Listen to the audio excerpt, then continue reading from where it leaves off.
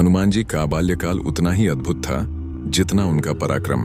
बचपन से ही वे असाधारण शक्तियों के स्वामी थे। दिव्य तेज, अलौकिक बल और असीम उत्साह। पर इन शक्तियों के साथ साथ उनमें बाल सुलभ मासूमियत और शरारतें भी थीं, जिनके कारण देवता भी कई बार उलझन में पड़ जाते थे। कहते हैं कि अंजना देवी के आंगन में वह नन्हा वानर बालक इतनी फुर्ती से दौड़ता था कि उसे पकड़ना मुश्किल हो जाता था। कभी घर की छत पर चढ़ जाता, कभी पहाड़ की चोटी पर उछल जाता। वह जंगल के पंछियों से दोस्ती कर लेता, झरनों में छलांग लगाकर खेलते हुए हंसी से पूरा वन गूंजा उठता। आर्षि मुनि जब जंगल से गुजरते तो छोटा हनुमान उनके पास जाकर उनसे फल मांग लेता और कभी कभी उनकी पूंछ पकड़कर खेलते खेलते उन्हें चौंका देता। लेकिन उसके मन में किसी के प्रति शरारत नहीं होती थी, बस एक बालक की निश्चल ऊर्जा, एक दिव्य आत्मा का सहज उत्साह।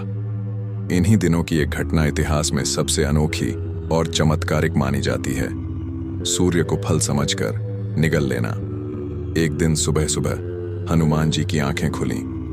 आकाश में दूर से उगते हुए सूर्य को उन्होंने एक लाल गोल फल की तरह चमकते देखा।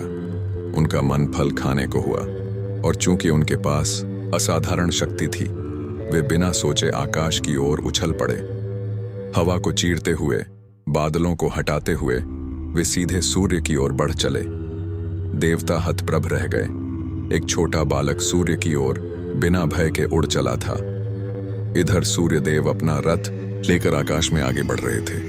हनुमान जी ने मुस्कुराते हुए सोचा, आह, कितना सुंदर लाल फल है, इसे तो मुझे खाना ही है।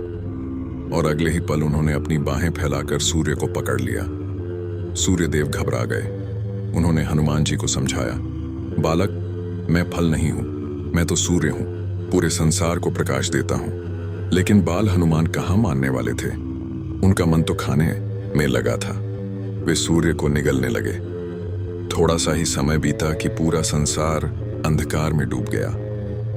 देवताओं में हलचल मच गई। धरती पर हर दिशा में अंधेरा फैल गया था। इंद्रदेव को यह बात असह्य लगी। उन्होंने गुस्से में अपना वज्र उठाया और हनुमान जी की ओर फेंक दिया। वज्र उनके जबड़े पर लगा और वे बेहोश होकर धरती पर गिर पड़े।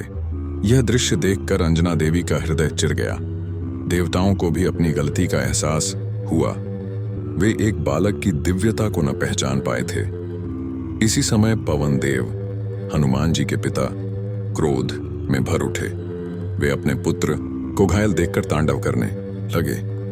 उन्होंने अपने प्रकोप में सारी हवाएं रोक दी। पृथ्वी पर सन्नाटा छा गया। जीव जंतु व्याकुल हो गए। देवताओं की श्वासें रुकने लगीं। सबको समझ आ गया कि पवन देव को मनाना ही होगा। देवगण हनुमान जी के पास पहुंचे और उनके घाव को ठीक करने का वरदान दिया। फिर ब्रह्मा, विष्णु और अन्य देवताओं ने उन्हें अनेक अद्भुत शक्तियां प्रदान की।